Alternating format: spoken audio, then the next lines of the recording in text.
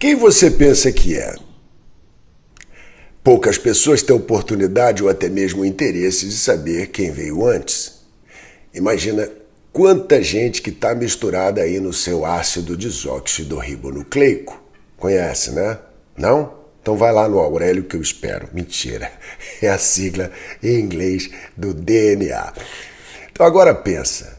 Para nascer nós precisamos de 2 pais, 4 avós, 8 bisavós, 16 trisavós, 34 tetravós, 64 pentavós, 128 hexavós, 256 heptavós, 512 oitavós, 1024 n-avós, 2048 decavós.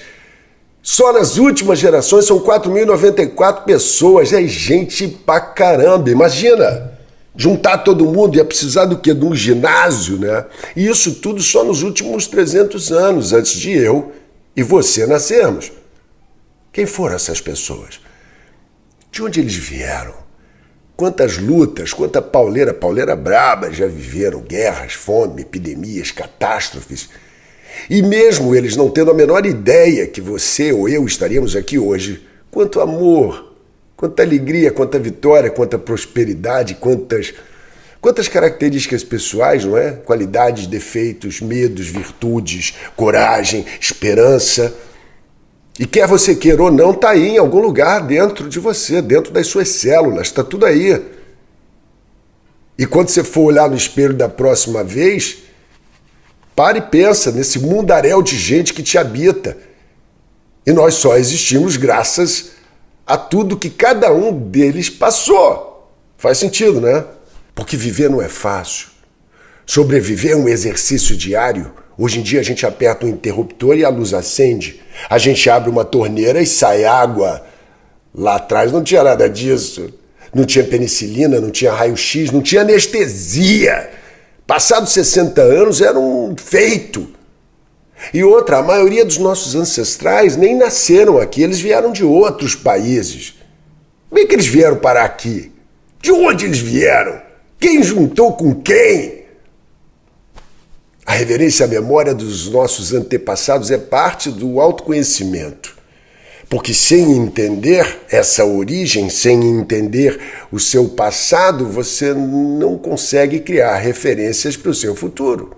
Outro dia eu ouvi o Mário Sérgio Cortella, que eu adoro, uma das mentes mais brilhantes que eu conheço, ele falando uma frase de um filme que, apesar do contexto dele ser diferente, cabe muito bem aqui no nosso papo de hoje. E ele dissertava sobre o resgate do soldado Ryan. Um filme extraordinário do Spielberg, né, onde um pelotão é designado para repatriar um soldado que estava no fronte durante a invasão da Normandia, na Segunda Guerra. E a primeira cena do filme dura quase 15 minutos, talvez mais. É uma daquelas cenas antológicas desse gênio do cinema, né? O desembarque na praia, na posição Omaha, que foi a mais difícil, né? E aquela saraivada de bala, aquelas câmeras subaquáticas, lembra? O sufoco dos soldados desprotegidos. É uma cena muito realista, muito impressionante, difícil de ver. E por que resgatar um soldado enquanto outros milhares estavam perdendo suas vidas? Por que aquele soldado específico? Eu não vou explicar porque vai tomar muito tempo, só vendo o filme mesmo, já tem 20 anos, todo mundo já deve ter visto. Mas achar um paraquedista perdido no meio de um inferno como aquele é uma missão que só o Spielberg pode cumprir, não é verdade? E quando encontram finalmente o tal soldado, interpretado pelo Matt Damon, apesar de ele ficar devastado com a notícia da perda dos irmãos, ele não quer parar de lutar, voltar para casa. Ele não aceita. Ele acha que é dever dele continuar, pela memória dos irmãos. Mas acontece que vários outros morreram para que ele pudesse ser salvo. Esse é o dilema do filme.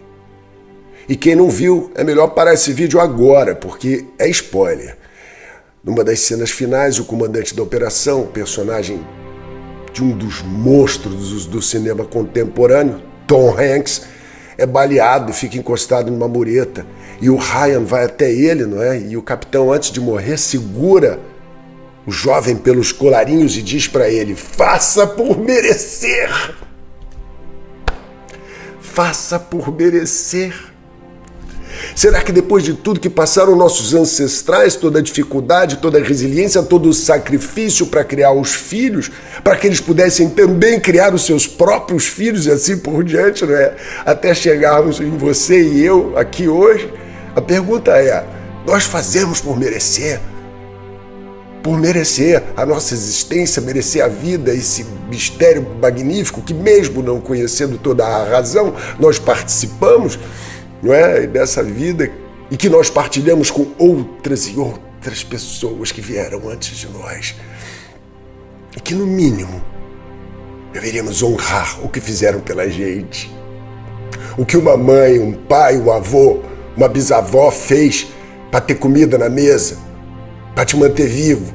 Suplícios, às vezes, inimagináveis, andar quilômetros a pé, pegar 3 conduções para trabalhar, noite sem dormir, privações, sofrimentos, atravessar o oceano num porão de um navio, ser maltratado, humilhado, mas não desistir nunca dos seus.